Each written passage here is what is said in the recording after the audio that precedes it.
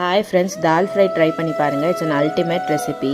ஒரு குக்கரில் 3 cups of moong dal and 3 cups of toor dal, அதுக்கப்புறமா வந்து கொஞ்சம் மஞ்சத்தூள், அதுக்கப்புறமா கொஞ்சம் நெய், அப்புறம் உப்பு போட்டு நல்லா ப்ரெஷர் குக் பண்ணி வச்சுட்டேன். அப்புறமா ஜிஞ்சர் அண்ட் கார்லிக் இந்த மாதிரி நல்லா பொடி பண்ணி வச்சுட்டேன். அப்புறம் சீசனிங்க்கு தேவையான கருவேப்பிலை, கொத்தமல்லி, பச்சை மிளகாய் எல்லாம் ரெடி பண்ணி வச்சுட்டேன்.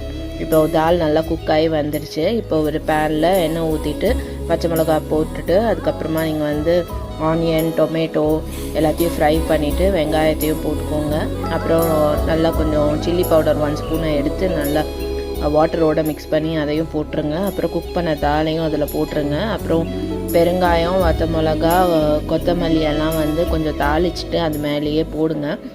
சூப்பரான தால் ஃப்ரை ரெடி. கொஞ்சம் வாட்டர் கன்சிஸ்டன்சி ஏற்ற மாதிரி போட்டுக்கோங்க. இது ஜீரா ரைஸ், ரோட்டி எல்லாத்துக்குமே செம்மையாக இருக்கும். ட்ரை பண்ணுங்கள்.